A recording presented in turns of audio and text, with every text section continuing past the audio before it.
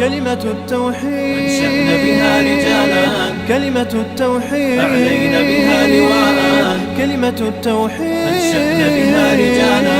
كلمة التوحيد أعلينا بها لواء لا إله إلا الله فإننا عشاق بذل مضينا جنودا وإننا عمار أرض. لكن waxaan rabaa inaan tilmaamno bini aadamku qaloocyadii soo galay oo dhan ilaahay xaq uu uga bilaabay. waxaan rabaa inaan idhaahdo markaa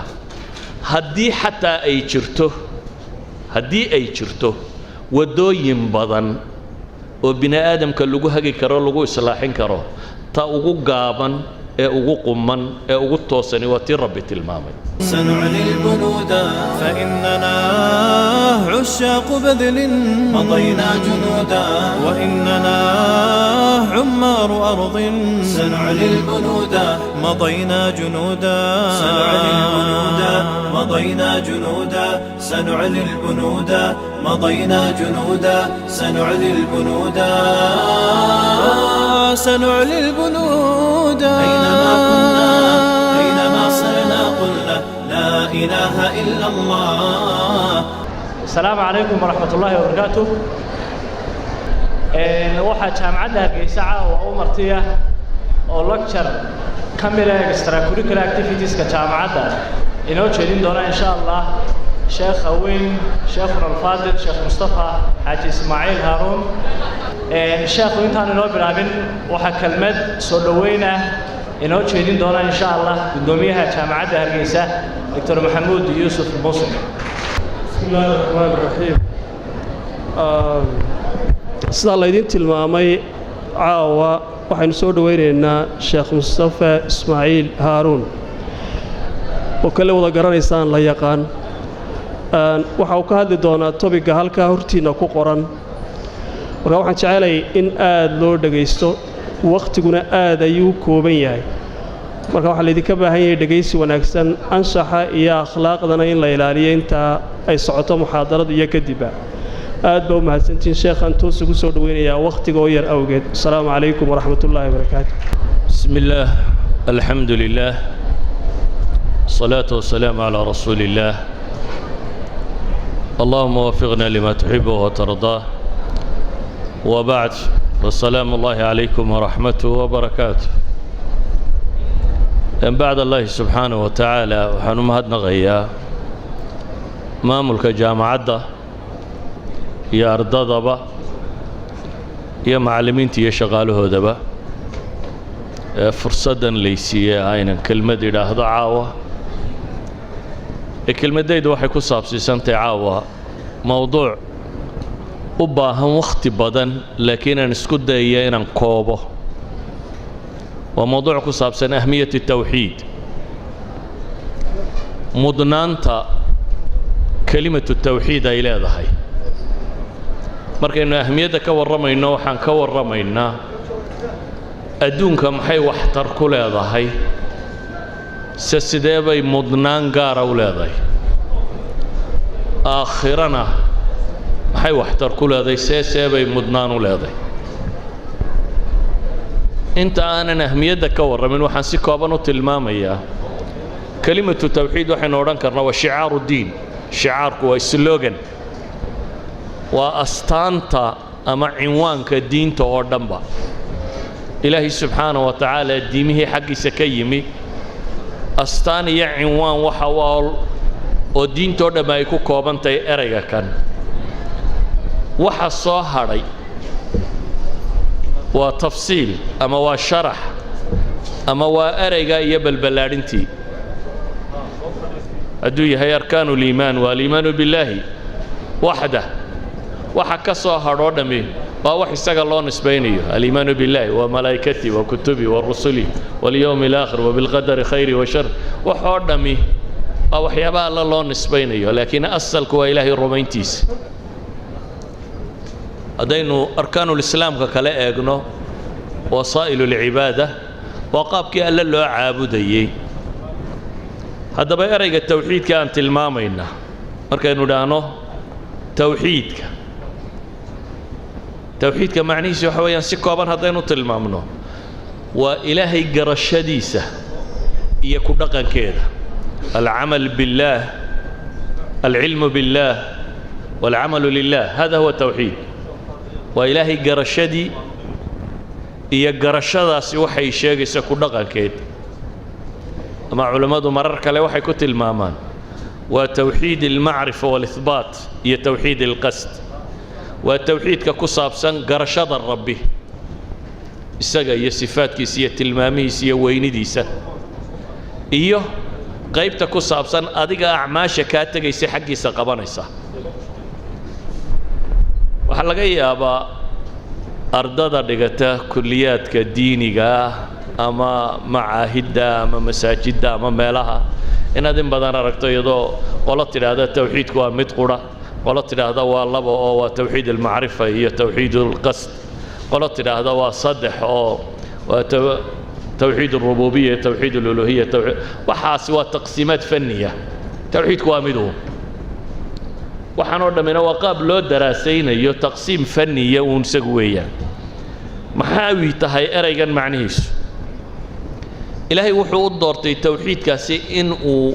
erayga lagu gudanayaa inuu noqdo laa ilaaha ila allah muxammadun rasuulullah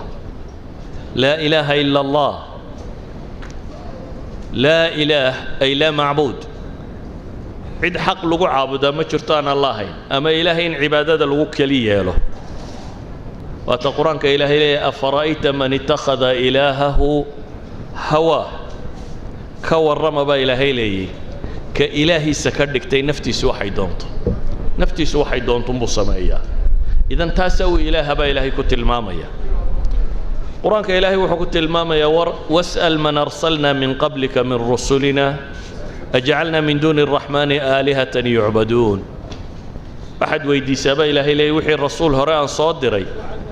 raxmaanka sokadii wax ilaahyo la caabudo miyaanu yeelay waxaan rabaa markaa sharaxaasi inaan intaa ku dhaafo haddii laga maarmi waayo eray baan ku darayaa eraygaasi wuxuu yahay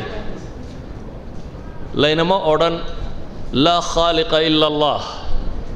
ama laa rabba ila allah ee tawxiidku waa maxay waa laa ilaaha ila allah waayo waa mas'aladan inta badan masaa'ilka qaladku uu galaa oo laa rabba ila allah dee ibliisba wuu leeyahy maca kufri isagoo gaala qur-aanka waa ka tilmaamaya leh khalaqtanii min naarin wa khalaqtahu min tiin qaala rabbi faandirnii qaala rabbi buu leeyahy ilaahay rabbinimo waa u ogol yahay qaala rabbi bima aqwaytanii waxaasoo dhamme waxay tilmaamayaan erayga tawxiidkee saxa ahi inuu yahay laa ilaaha ila allah su-aashaynu u soconnaa markaa waxay tahay dunida in badan baa inxiraaf ama dhaqan xumo ama maamul xumo ama diin xumo ama akhlaaq xumo ay soo martay taariikhda bini aadamka markaad dib u daraasayso min aadam ilaa maanta bashariyadii soo noolayd dhibaatooyin badan oo kala gedisan baa soo maray laakiin qur-aanka markaad eegto ummad kasta oo dhib gashay markii la rabay inay isbeddel samayso bini aadamku sibuu u fakaraa maanta waxaa laga yaabaa inaynu idhaahno war wadannadeenna dhib baa haysata ama caalamulislaam oo dhan dhib baa haysta ama dunidoo dhan problem baa haysta maxaa xal ah dadka badh waxaa laga yaabaa inay idhaahdaan waa faqriga mushkiladdu haddii faqriga wax laga bedelo dadku wuu hagaagayaa dadka badh waxaa laga yaabaa inay idhaahdaan masaladu waa tacliinta haddii quality-ga cilmiga kor loo qaado male wax waa hagaagi lahay dadka qaar waxaa laga yaabaa inay idhahdeen waa good governance waa dowlad wanaag dadka badh waxaa laga yaabaa inay idhahdaan qiyaadada xumaatay qiyaadada ha la bedelo basharku waxoo dhanna wuu tijaabiyey bini aadamku laakiin caawa waxaan rabaa inaan tilmaamno bini aadamku qalloocyadii soo galay oo dhan ilaahay xagguu uga bilaabay waxaan rabaa inaan idhaahdo markaa haddii xataa ay jirto waddooyin badan oo bini aadamka lagu hagi karo lagu islaaxin karo ta ugu gaaban ee ugu quman ee ugu toosani waa tii rabbi tilmaamay yani haddaynu rabno bulsho inaynu isbeddel ku samayno bulshadaa dhibta haysataa waxay doontaa ha noqoto innaga teenna maalan dee waa qabyaalad iyo qaad iyo dowlad xumo iyo bel iyo baas bayna haysato soo maaha waxaynu rabnaa in isbeddel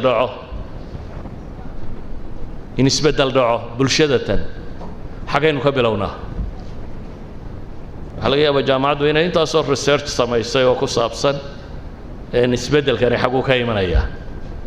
haddiiba uu jiro baynu leenahay waddooyin dadka lagu islaaxin karaa waddooyin 1 2 3 4 5 6 7 haddayba jirto ta ugu gaaban ee ugu midho dhalka fiican leh waa ta ilaahay uu tilmaamay waxaa laynoo tilmaamayaa ummadihii hore ummado politically weecday oo dictatorship ka taliyey oo nafta isugu keenay rasuul baa loo soo diray saxa inxiraafka qalooca waxaa qur-aanku ka warramayaa ummado xadaarad yeeshay xoog dunida ku tijaabiyey civilizationkooda uu noqday dhismayaal qurux badan leh wax waaweyn buuraha qoday dhulka sameeyey webiyaal jeexay meelahana iminka rubcul khalaa waa kuwan hadda qoda hadday soo saareen caad iyo thamuud iyo meelaha dhulkay ku jireen qaybo ka mid ah reer caad baa filaya inay hadda ku tilmaamaan inuu yahay waa dhul aad ula cajabayso qaabku u dhisan yahay ama u samaysan yahay waa kuwa ilaahay qur-aanka ku lahaa أتبنون بكل ريع آية تعبثون وتتخذون مصانع لعلكم تخلدون وإذا بطشتم جبارين داود كبر يقوق بدن بي هاي وقرآن كوكا ورمي يدد رقم كو حماضي أخلاق ضح حماضي قوم اللوط وأما قالوا نادقة قوبها ضدكو يسوي يماده لا يسكفوله يعني أخلاق حد كاسيجا ما حمك داعية قرية يا ملاها لقى ورم مايو وتأتون في ناديكم المنكر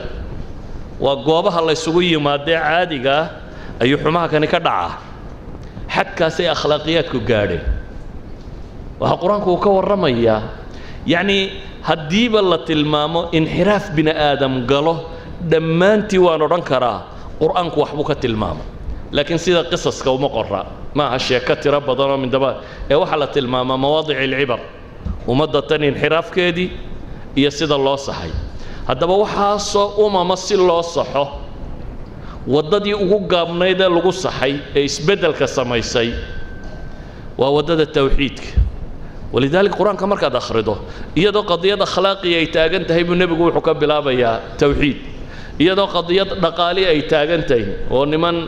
مكيالك يا ميزان كدعة أو وضد قطع طريقة أو حولها بابا سيدي قوم كي شعيب وحلوقة بلا بكا نبي كستوى إلى هاي صدر وحليه وما أرسلنا من قبلك من رسول إلا نوحي إليه أنه لا إله إلا أنا فاعبدون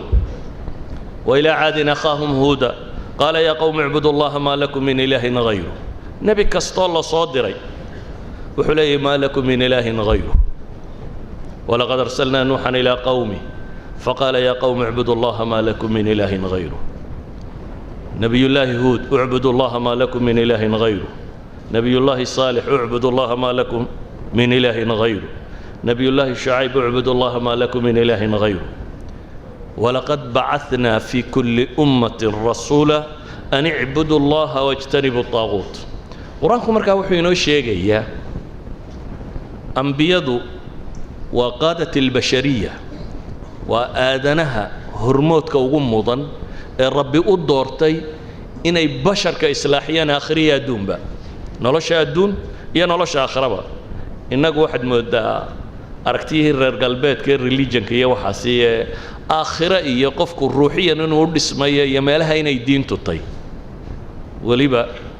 داد يوغي إن جامعات كيو فرسبة الرقلبات وحود علاليان لو دلاليي وكو قنعنا لكن معها إلهي القرآن كو صادر وحوقو تلقلي نلشان آدانوها الدنيا دا كنوليين حماها انت لغاك حيو دولة حما دقان حما دقالة حما نلش حما هذا انت لغاك حيين لهاقو basharkii qalloocday ilaahay subxaana wa tacaala wuxuu yidhi waxa uga bilowdaan qalloocaasi bartuu ka saxmayoo ah inaad tawxiidkooda dadka kan hagaajisaan qalloocaasi bartaasuu ka saxmayaabaa ilaahay leeyahy walidalik baa nebiyullaahi moxamed calayhi salaatu wasalaam isna halkaasuu ka bilaabay qur-aanku markuu ambiyadii hore o dhan uga warramay isagana halkii unbaa la yidhi ka bilow ka xadiidka imaamu axmed uu warinayo cabaad rabiicata bnu cabaad saxaabi la yidhaahdaa wuxuu leeyahay anigoo yar waa intay aanu islaamin anigoo yaroo aabbahay la socda ayaan nimi buu yidhi suuqii dilmajaas la odhan jiray dabeetana waxaan arkay buu yidhi nabiga calayhi salaatu wasalaam oo intuu dadka isdhex taaga leh yaa ayuha nnaas quluu laa ilaaha illa allah tuflixuu waa suuqyadii carabta isugu iman jirtay suuq ka mid ah ayuu nebi maxamed dhex taagay calayhi salaatu wasalaam dabeetana wuxuu leeyay wardadow war laa ilaaha illa allah dhaha tuflixu waa liibaanaysaan waa guulaysanaysaan eraygaa dhaha dabeetana dadku markay ku soo ururaan buu yidhi ayaa nin qurux badan oo timaha laba koone ka xidhay carabtu dafiira saan dumarkeennu u kuustaan oo kale u kuusan jireen laba koone ka duuduubtay oo qurux badan oo indhuhu yaraa ashqar yiin indhuhu yaraa axwal iska yaro hor jeedaan baa daba socda oo leh waa beentii anaa u adeeree waxbaa ka dhegaysanina waa nebi maxamed adeerkii ruma ka warran haddii adeerkaa lagu daba dhigo halkaad istaagtaba yidhaha kan yar waa beentii waxba kama jiraan wuxuu sheegaya nebi maxamed waxaa daba socda adeerkii oo aabihii la dhashay oo markuu meel istaaga le wiilkan annagaa dhalay oo reerku ka tirsan yahay waxba yuu idin qaldin wuxuu sheegaya waxba kama jiraane mar dambe ayaan idhi buu yidhi aabbahay aabba ninka daba socdaa muxuu ahaa markaasuu yidhi waa adeerkii abulahab ninka la yidhaahdo xadiidka sheekh alalbaani saxiix baa ku tilmaamaya idan waxaan leenahay nebi moxamed calayhi salaatu wasalaam carab iyadoo dulmi uu jiro oo nin waliba seeftiisa wuxuu ku dhacsada mooyaane aan cidi u hoyanin iyadoo dhulkoodii intii ugu fiicnayd la gumaysto oo jaziira alcarabiya intan saxaaree laba degaankae naftu dadka kaga baxda mooyaane inta nafta lahayd maalan bilaad araafidayn ciraaq iyo intan dee madaa'in waa baqdaad dhinaceeda beershiyaa haystay shaam romaniskaa haystay qaybta koonfureed ee iyana beeralayda ahaan jirta yaman iyana romaniska iyo beershiya ayaa ku loolami jirto koloba qolo qabsan jirtay marna etoobiya oo romaniska ka socotaa qabsanaysay qaybta kiristanka marna beershiya qabsanaysay cahdigii nebiga markaa beershiya baa haysatay abraha iyo dabadii waxaa qabsaday dowladda beershiya idan dhulcarbeedkii deganaa ee beeraha lahaa ee barwaaqada ahaana dad kale haystay lama odhanin ka bilow qowmiyad xornimo doon ah haddaanu reer hebelnahay dhulka yagii waxaa haysta romanis ama beershiyaa joogtee waana laga yaabaa inuu ciidan badan heli lahaa lama odhanin qadiya akhlaaqiya faqad ka bilow oo dulmulijtimaaci in la qaado dulmiga bulshada ka jira cadaalad dadku ha helaan lagama bilaabin waxaa laga bilaabay meel ka adag waxaasoo dhan oo ah basharkao dhan inuu ka hor yimaado waxaanay rumaysanayn uu la yimaado oo ah laa ilaaha ila allah dhaha muxamadun rasuulullah halkaasuu ka bilaabay cidduu dirayeyna saasuu ku diray maalan xadiidka saxiixaynka ku yaalla mucaad ibnu jabal buu u diray yaman inuu nebiga wakiil ka noqdo calayhi salaatu wasalaam oo dadkaa diin gaadhsiiyo oo xukumo maamulo wuxuu ku yidhi mucaada waxaad u tegi doontaa duul ahlu kitaabah ee waxa koowaada aad ugu yeedha ha noqdo shahaadati an laa ilaaha ila allah wa anna muxamadan rasuulullah kaa uga bilow buu leeyahy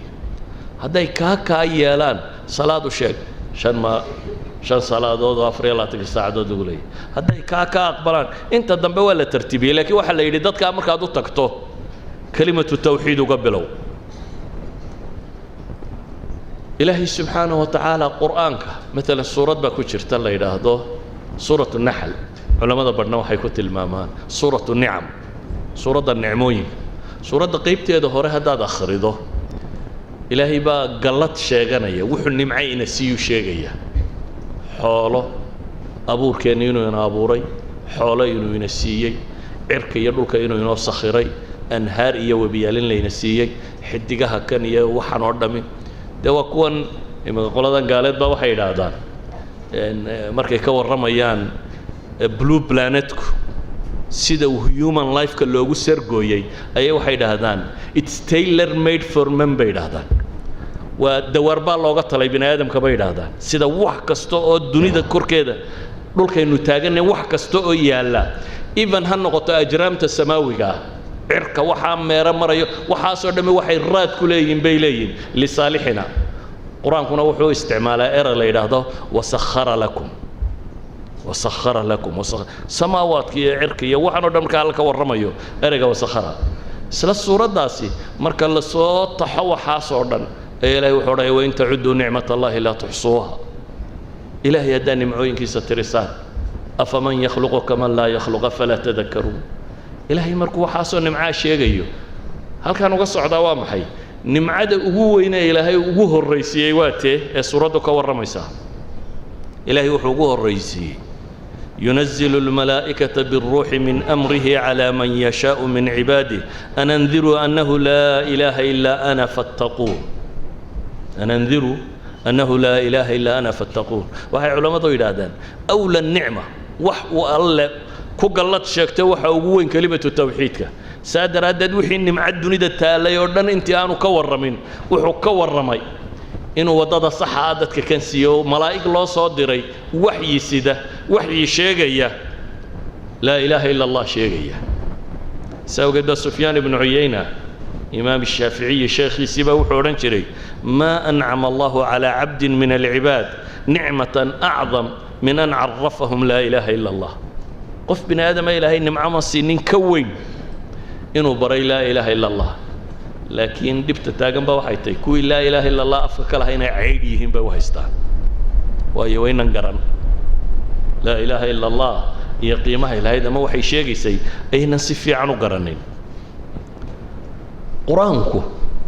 waxa uu sheegayaaba waxa rususha loo soo diray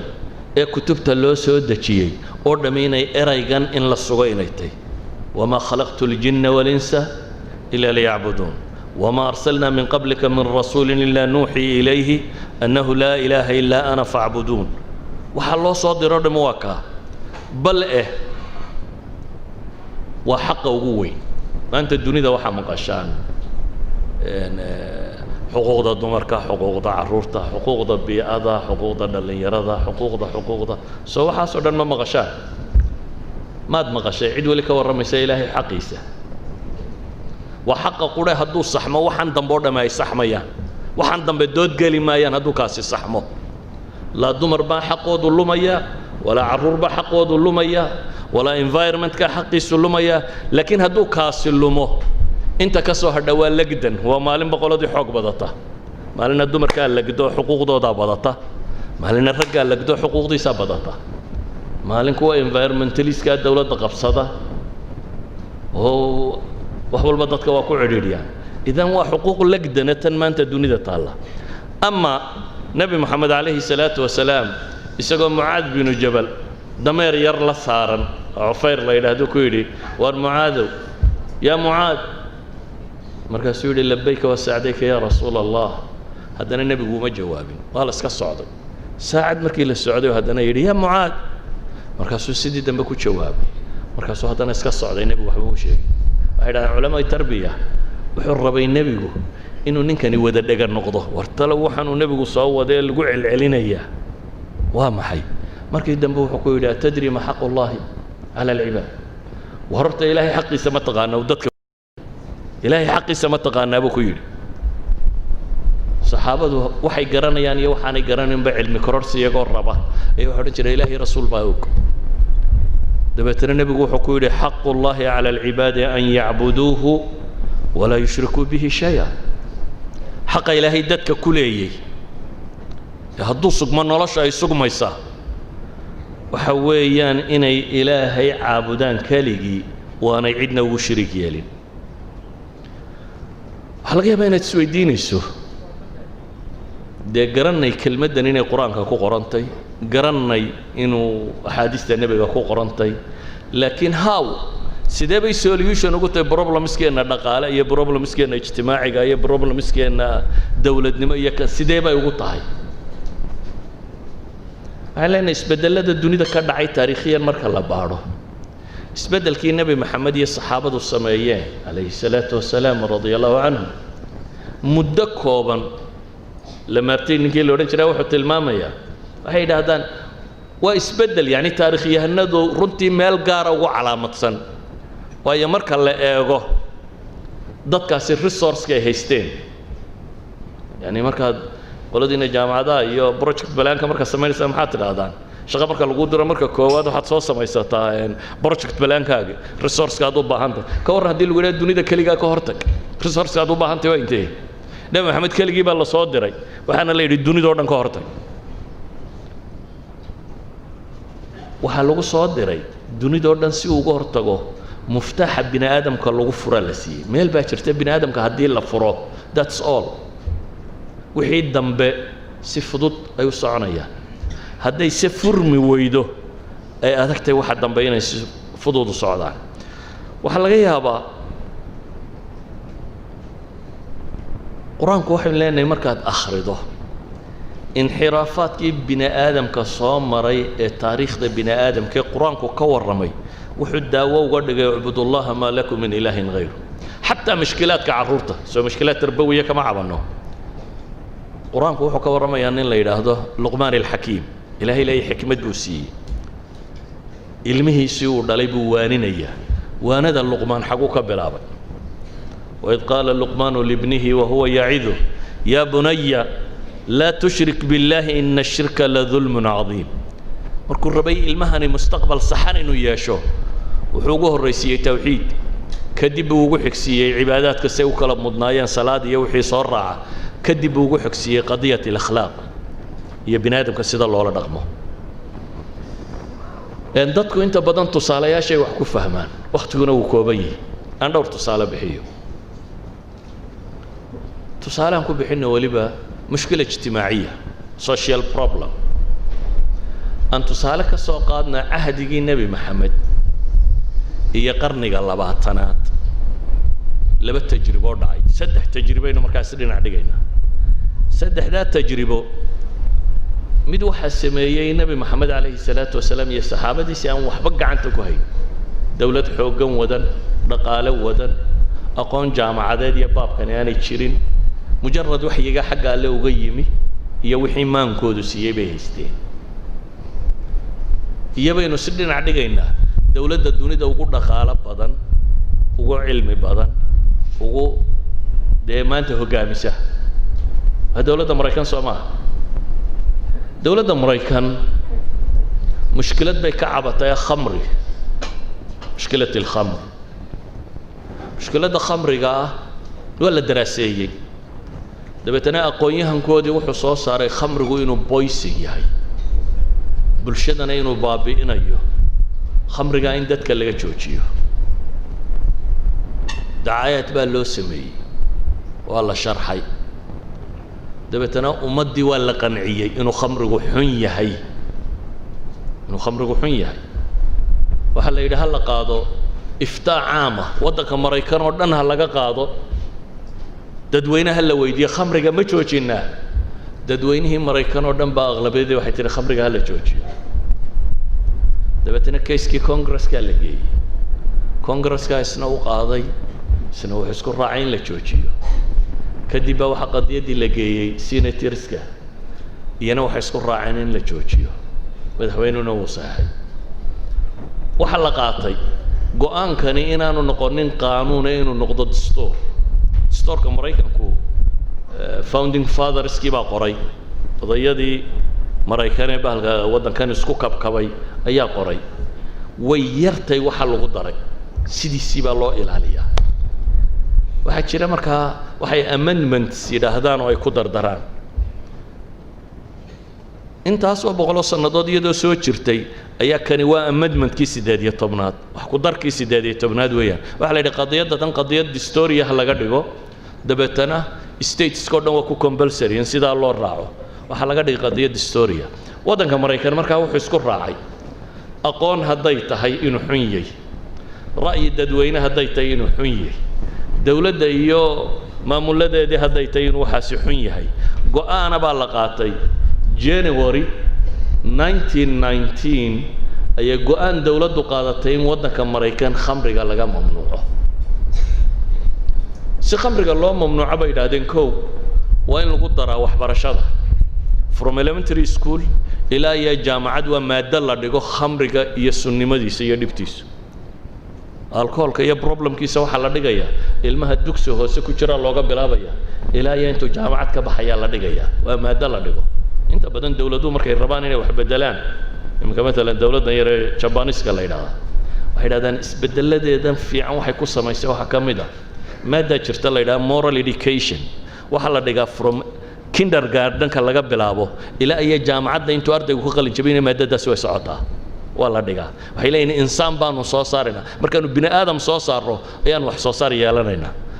waxaa la yidhi maadadani waa inay noqotaa maaddo qof kasta oo Maraykana laga dhaadhicin karo inuu waxani wax xun yahay cilmiyan go'aankaasaa la qaatay waliba waxaa la yidhi dadka jaanisa la siiyo si warshadaha loo bedelo oo waxaas loo bedelo 1 year jaanisa haysataan baa la yidhi markay gaadho 1920 January waa mamnuuc khamriga cabistiisa qaadistiisa iibintiisa kaydintiisa intii xadiiska nabigu sheegay in lagu may soo saareen xadiiska nabigu soo tobanba malcuuna ma odhanin tobanba qaanunku qabanayaa baa la yidhi waa la isku raacay sidii baa la waday waxaa bilaabmay suuqii madooba waxaa bilaabmay warshadaha suuqa madooba khamri xun sameeya waxaa bilaabay kuwa yidhaahdaan blind pigs alkhanazir alcamyaa dabeetana dawladdii Maraykan way u taag weyday waa la waday iyadoo saynisyahanadii iyo aqoon-yahanadii iyo siyaasiyiinta iyo dhaqan wax waliba leeyihiin warba halkan waddanka laga joojiyo ayuu balwad buu noqday la control kari waayay muddo dhowr iyo 10 sano ah ayay dawladdu dagaalka waday muddaday waday 500,000 people ba xabsiga la dhigay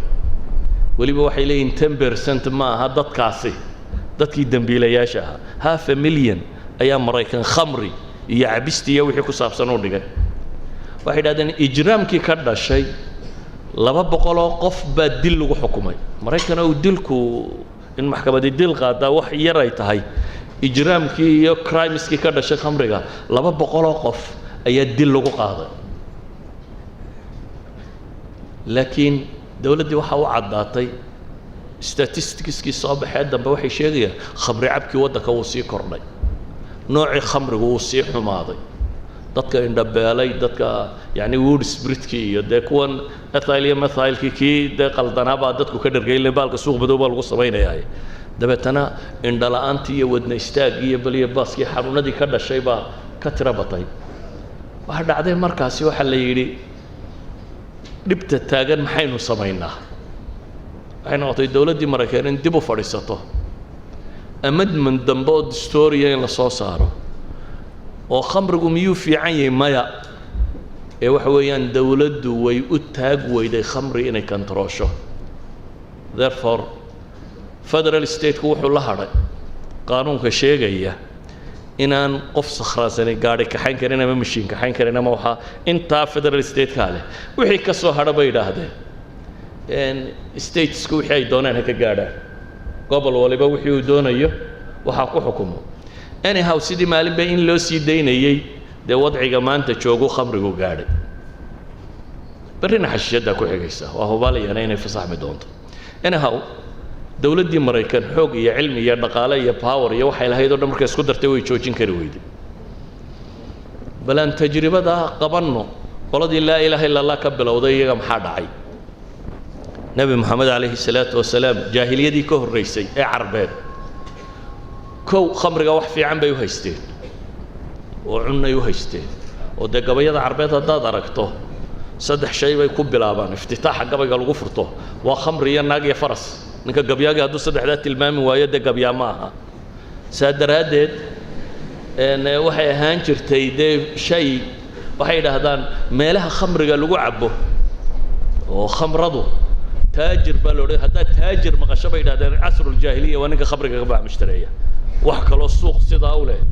oo suuqiisu customarkiisu saa u badan yahay oo la iibiyaa ma jira bay leeyihiin khamri u dhigma wuxuu ahaa dad muctaqadkoodu iyo inay sanama caabudaan aqoontooda ay halkaa gaadhsiisantahay dhoobo isagu malmalaasay inuu caabudo markaa socially dad burbursan, psychologically dunsan, economically dunsan, dowladnimo dunsan, wax kastoo bini aadam lagu qiimeeyo halka maraykan dawlad dhisan oo cilmi loo caynkan oo aqoon yahano khamrigu inuu xun yahay dadka laga dhaadhiciyay kuwani khamrigu inuu amaanan yahay bay haystaan. nabi maxamed baa yimi calayhi salaatu wasalaam, ilaahay wuxuu yidhi caqiide ka bilow, caqiiduu bilaabay iyo akhlaaqiyaadka in la dhiso. dhowr iyo 10 sannadood baa masaladaas socota. 15 sannadood ayay muslimiintu khamriga cabbayeen oo xalaal ahaa. 15 sannadood buu xalaal ahaa oo aan laga hadal. aayaadkii quraanka ugu horeeyay soo dega waa suuratul Isra miyaa mise suuratul Nahl bay hayba. suuratul Nahl tattakhiduna minhu sakran wa rizqan hasana baa leeyahay. wuxuu baa laga dhigay canabkiiyo wixii midhihii la soo guranayay risq wanaagsan iyo sakhraan baa ka dhigataan baa leeyahay. horta sakhraanku inaan risq wanaagsan ku jirin baa meesha ka muuqata, laakiin lama mamnuucin. waxa soo degay hadana aayaadkii suuratul Baqara ku jiray sheegayay maxay wa ithmuhuma akbaru min naf'ihima, isimkooda ka weyn nafcigooda, laakiin wali mamnuuc muu noqonay. mid baa intuu cabbay dad tukiyo haddana wuxuu akhriyey qul yaa ayuha alkaafiruuna, dabeetana laalaadiyo dhan buu ka booday nacbudu maa taa. markaasa haddana waxaa soo degtay qur'aan ilaahay leeyay yaa ayuha aladiina aamanuu salaada ha u dhowaanina baa la yidhi maxay idinkoo sakraansan ilaa ayaa ka garataan waxaa ku hadlaysaan bes waxa la mamnuucun waqtiga salaada, laakiin inta kale waad iska soo cabaysaa. marka waqtiyada salaadu kala fogay habeenkii oo kale markaad cishaa tukato ayaa dee beegaaga kaga tuuraysa, laakiin subaxii marka la tukanayo dee adoo miyir qabaad soo kacaysa. caynkaasoo haddana muddo ku socday. waxaa laga yaabaa inaydan sawiri karin inaan xadiid aan in badan dadka u tilmaaman inaan dii tilmaamayaa. fii saxiixi muslim waxaa ku qoran ghaswatu badar markay dhacday cali ibn abi aalib hal buu neef geela ayuu u helay qayb. dabeetana ina nebi maxamed faatima ayaa la siiyey. gabadhaasuu rabaa inuu arooskeedii dhigto, xoolana ma haysto ila waa muhaajiriin waxoodii waa lala tegey, markaa waxba ma haystaan, madiinay joogaan. غنائم iyo waxba toona lama helin, waa waqtigii nolosha cidhiidhiga ahayd. ghaswatu badar buu neef geela ka helay. dabeetana maalinimadii buu dabadda u baxo oo wuxuu is yidhi idkhiriyo xaaba iyo wax soo guro, neefkanna aad qashid, waxoogaagii kale ba lagu dardari lahaa aad meelaha ka keensatid buu u baxay. intuu ku maqnaa ayaa qolo saxaabo ah oo adeerkii ku jiro ayaa khamradii loo qaybtay biyo cabbay. xamza ka mid ah iyadoo la cabbayaa inaani heestay. dabeetana waxay tidhi kuruskii iyo beerka ma isu kaaya saartaan bay ku heesaysaa. xamza oo sakhraansan baa intuu kacay neefkii cali islahaa aad arooska ku dhigatid halka jooga ayuu seefta geliyey. hablihii buu kuruskii iyo beerka isu saaray. markay kaasi dhacday ayuu cali yimi. cali markii uu yimi ayuu arkay neefkiisii geel oo dee qalan. waryaasaan u galay buu yidhi hashaydii. waxaa la yidhi adeerka xamse. dabeetana wuu dhaqaaqo nebigu u tegay calayhi salaatu wasalaam. wuxuu yidhi ilaahay rasuulkiisiiyow balka halay ninka xamse aha wuxuu ku sameeyey neefkaygii. nebigii iyabaa isa soo raacay iyo cali ibn abi aalib. meeshii bahalka lagu cabbayay yimaada inuu xamse fadhiyo. xamse markay isa soo dul taageen ayaa waa nin sakhraansano intuu sidaa u eegay oo cagahooda eegay ayuu ilaa madaxa isha raaciyey. waasuu yidhi wahal antum ilaa min cabiidi abi, labadiinnan istaba socdaa addoomihii aabbahay mooyaane idinkuna miyaa wax kala tihiin buu leeyahay. ila waa ninkaa sakhraansane. yacni sakhraddu halkaasay joogtay. ama waxaan rabaa inaan kuu sawiro mujtamaca jaahiliga ahaa bahalkan siduu u cabbi jiray ama noloshu siday ahayd. muddo markii dadkan caqiidadooda la dhisay ee tawxiidkooda la dhisay ee aakhiro rumeeyeen ee ilaahay rumeeyeen ee in lala xisaabtamayo garteen iyo waxa dambeeya ilaahay iyo weynidiisa la baray ayaa waxaa soo degtay aayad qur'aan oo leh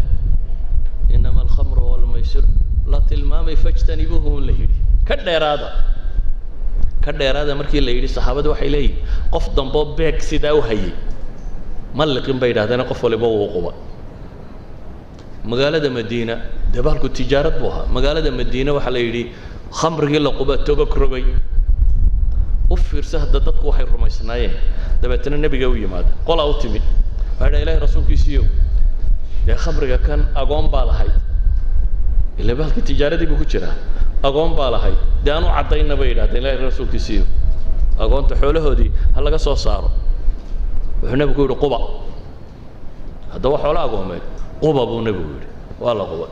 qolo kale u timo waxay idhahdeen annagu daawadaanu samaynaa waa kanoo bahalkan dee loogama maarmo bay dhaheen biriq lagu yaro siiyo waxaan lagu dawaynayo dee annaga inta dawadu noo fasax bay dhahay waar isagaa xanuuna buu nebigu yidhi dawo maahee isagaa xanuuna joojiya qolo kale u timo waxay idhahdeen annagu dhul yaro qabooba baanu degannahayo dee shaqada ma qaban karna haddaanan isku kulaynin waar isagaa qurune joojiya buu nebigu yidhi wax kasta oo sababoo ay sheegaan nebigu wuu diiday يعني واحد دريميسا مجتمع أمريكان واحد قاتلين وحنيه هاي لكن بالودنمدي بيكفق وايه أما مجتمع كاني ولي قاربا وهايستا إنه الدوية هاي أما إنه قبوغا وحكا ترى أما إنه دقالة لقيه لكن ولي دادك بربا وهايستا لكن هدنا وحكا استوى الله شيغو نبقوا حكوت المامي إنه حنيه قبا عليه الصلاة والسلام ولا دادي 15 years أيو مجتمع إسلامي قا خمرقو كوتشوك سيدي askar lama qorin soo ilaalisa meelaha khamriga lagu baadhayo lama baadi doonin bulshada sideedii u joojisay maxaa u dhaxeeya mujtamacii nabi maxamed calayhi salaatu wasalaam iyo bulshada dawladdii maraykan waxaa u dhaxeeya waxa weeyaan wadada loo maray mushkiladan in la xalilo wadada loo maray waxa laga yaabaa inaad tidhaahdaan war casrigaasi dee dad wax garanay ma ahayn iska daayay markii la yidhi ma iska daayeene qarniga 20aad dee waa adagtay bal hadda qarniga 20aad aan ku soo noqonno muslimiinta madow ama dadkan madow oo maraykanka jooga xadaarada reer galbeed 100 milyan dad ku dhadhow bay afrika ka rartay baa la yidhaahdaa oo dee slave trade-kii inta xadhiga loo jeedo dadkaasi muslim bay u badnaayeen mostly muslim bay ahaayeen waxaa survive gareeyay baa la yidhaahdaa dad tira aad uga yar 25% tirada aadka uga yar le waa la tumay nolosha laga saaray waxa laga yaabaa inaad tidhaahdaan see weliba aan xadaarada dambe maraykanada in tilmaamo ma u malaynaysa madaxweynayaashii maraykan mid ka midii ilkuhu gashanayna hayeen adoonkiisii inta laga soo saaray in loo geliyey adoonkiisii inta ilkaa laga soo saaray ayaa loo geliyey founding fatherskii nimanka ka mid qaar ka mid ah ilkabay siteen adoomo looga saaray saasay u tumeen waxa la gaarsiiyay xad qoraalku uu dambi ahaa qofkan waxa lagu soo helay baa la yiraahdaa dambiga qoraalka ninka madow hadduu wax qoro waa dambi waa crime maxkamaddu ay ku qabanayso waxa lagu soo qabtay qofka kan inuu wax qoray nolosha laga saaray diintii baa ka luntay intoodii badnay markii nolosha laga saaray waxay isku mashquuliyeen markaa drogo iyo khamri iyo gaangnimo iyo dil iyo waa kan مثلا هارلم ستريت وحنا نقضي حافظة عن بوليس يعني عديتونا قلي كريم نم اللي بو باستولد دي سوى كوبابو كدلو كرعو تذكر صخراسين يدرجة دي وحول مجرمين تاسيد دولة أمريكان وين ورورسو حبسية كبوحسي لكن يسبدل بلغواي جامعات بلغوسية يعني دت كان وراديان يسبدل وحلا دران نمان سايكولوجيسا نمان سوشيالا نمان كانا بل دت كان إن الدراسة يوم مجتمعا إصلاح سي الله سمع دولة دخاتي تاجنتي مركز نبي دت كان إن بلشة كدر تابع رادينيسا لكن مين اسكي أي تقانة يوردن أما علمي بارسا نقطة ما دقالها نقطة أما دار الله دسها نقطة بريء دسين ميلا لغو عيارة بيو سمايان كم بيو سمايان لكن وحي يوردن وحبوا عن في عواية كان يسترب بدن بلغ سماي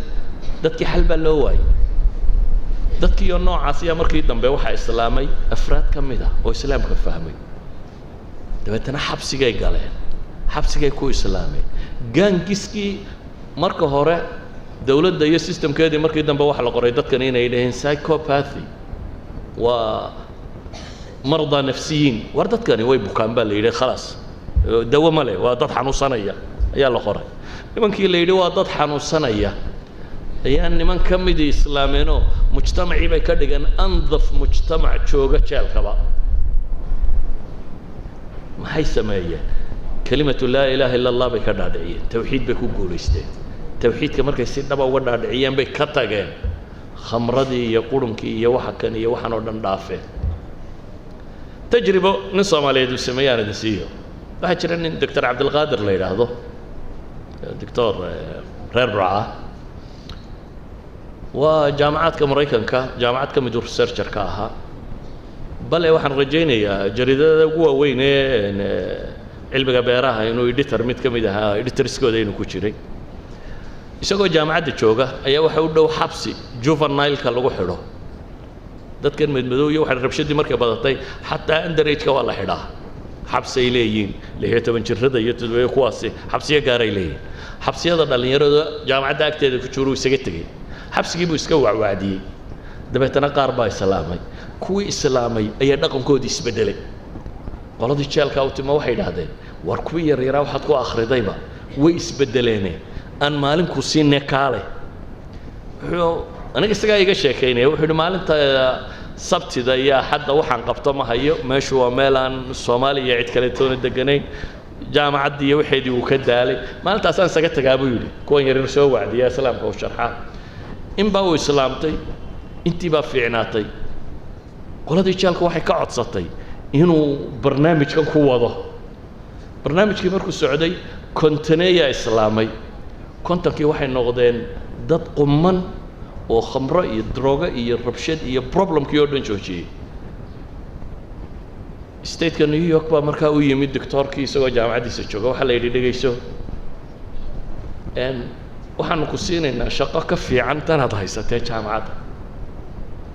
waxaanu rabnaa inaad waacid noqoto qof wacdiya jeelasha state-ka New York uu leeyahay aad ahaatidna state-ka qof u shaqeeya oo mushaharkaaga state-ku uu ku siiyo dabeetana aad shaqada qabato waxaan rajaynayaa imika 20 sanadood ugu dambeeyay ama dhowr 20 sanadood ugu dambeeyay shaqadaas oo haya waa state-ka Mareykanka ee caynkaas uu yahay xabsiyada dadkii loo taag waayay inuu islaamka u sheego si loogu taagelo waxay leenahay markaa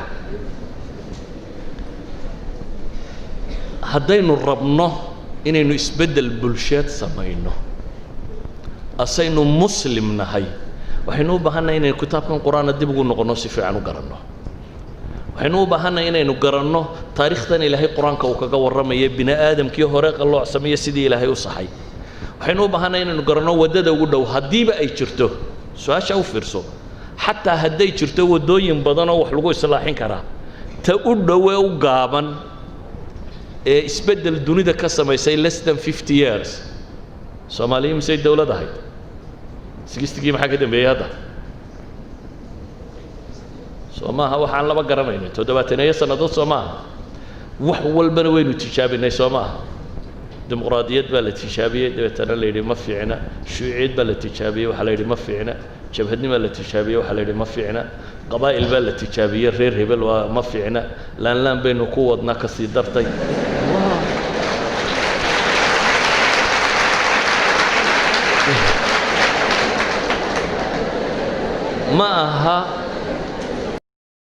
ma aha dadka kani dad xuma doonaya dadkani wanaag buu raadinaya wuxuu is leeyahay war meeshan aad joogtaa meel maaha ka guur oo meel fiican u guur dadkan halgamaya naftoodii bixinayay bilaash umay bixinaynin waxay raadinayeen ay u dhimanayeen war bal waxa kan wax ka wanaagsan u guur meel ka roon u guur laakiin wali waxaynu taagannahay maxay goobaan fiicnay wali waxaynu taagannahay goobaan fiicnay ummadda Soomaaliyeed ummadda muslimiinta waa isku wada dar problemku waxa weeyaan solution-keenu la'anahay haddaba waxaan leenahay qur-aanku ummado dhan oo dumay buu ka warramay solution in loo helay ma aha waxaynu ka warramaynaa tijaabo aynu leenahay waa tijaabo cusub hadda la bilaabayo ma aha waa tijaabo dunida la tijaabiyey oo in badan la soo tijaabiyey oo midhaheeda la arkay waa tijaabada aan odhan karno dunida meeshii ugu liidatay ilaahay meeshuu u doortay inuu nebi maxamed ka soo saaray waa meel aan dawlad lahayn oo nidaam lahayn oo school of thoughts ka jirin oo falsafa joogin oo culimo deganayn waxba meel zero yaa la yidhi ka bilow meeshii zero-ga ahayd buu wuxuu ku guulaystay qimatu dunya inuu geeyo bale 1000 years inay noqdaan muslimiintu dunida ciddii hogaaminaysay maanta maxay xagga hoose u mareen waxay xagga hoose u mareen meel aan meeshii ahayn ayay ka raadiyeen xalka ma inay ka aqli xun yihiin caalamul islaami dadka dunida ku nool miyuu ka aqli xun yahay u malaynaysa mise uu ka garaad yari maya kama garaad yara kama aqli xuma miyuu ka resource yari maya laakiin meelahan meeshu xalku ku jira ahayn baynu ka raadinay idan waxaan leenahay idinku waxaad tihiin mustaqbalka dadkii la rajaynayay ummaddan waana laga yaabaa jaamacaadka marka la joogo waqtiyada loogu firfircoon yahay dadku ay ka fakeraan warse isbeddel loo sameeyaa dadkan activistka ah inta badan waa ardada jaamacaadka ay dunida u badan yihiin dee mooyiin ay idinku qayashaan oo seexataane caalamka ardada jaamacaadka jooga oo dadka ugu badan ee activistka ah ee dunida isbeddelka ku sameeya waa mustaqbalkii ummadda dadkii la rajaynayay inay hadda bedeli karaan hadday tahay can طariiq ilcilm iyo hadday tahay akhlaaq iyo hadday tahay da'da u soo koraysaba mujtamaca oo cidda uu rajaynayo daba waxaan leenahay adduunka dariiqa ugu kooban ee wax lagu islaaxiyaa waa kan that's why ambiyadoo dham ay uga bilaabeen xataa mashaakilka ilaahay wuxuu inoo tilmaamayaa nebiyullaahi يونس وبط لقضي وميل مدوق الله إلهي محويري فنادى في الظلمات أن لا إله إلا أنت سبحانك إني كنت من الظالمين فاستجبنا له ونجيناه من الغم وكذلك ننجي المؤمنين بإلهي مركو ماشا أدق لي بروبلم كا وتوحيد سدي بإلهي دبتنا وانو كأقبل لي بإلهي وابد بادين ما يونس بيكو كوابنته ما يا إلهي وحولي وكذلك ننجي المؤمنين sidaasoo kale aanu dadka mu'miniinta u badbaadinayna ولذلك النبي يقول لم يدعو بها رجل مسلم في شيء قط إلا استجاب الله له وهو النبي قلت المامي والبروبلم هذو إذا قبصده وحتى هذا النبي يقول حديث الصحيحين كيالا لا إله إلا الله العظيم الحليم لا إله إلا الله رب العرش العظيم لا إله إلا الله رب السماوات ورب الأرض ورب العرش الكريم وروينا عنها أبو النبي يقول هذه بشكل نالا شيء قبصده كمان ورمين psychologically qofka maxay isbedelaya markuu tawxiidka qaato noloshiisu say isu bedelay waxaan ka warramo qadiyo socially waxa isbedeli kara iyo dawladnimo waxay u taag weyday laakiin waa mawduuc haddii baxthi loogu baxo noqonaya sanawaad inaynu daraasayno waynu idinka dee academic inaad ka eegtaan jawaanibta nolosha laga eego dhan muxuu ka tara jaanib kasta waxaan leenahay isbeddel buu ka samaynayaa aakhira markay tagtana dee waa taquudha lagu badbaadaba innahu man yushrik billahi faqad xarama allahu calayhi aljanna iyada haddaad taa weyda aakhiro goblantay markaa ta aakhiro iyada ka warramaya tan adduunkan caawa idinku daynaya intaasaan iskaga soo koobaya wasala allahu calaa muxamedin wala alihi wasaxbihi wasalam walxamdu lilah rabbi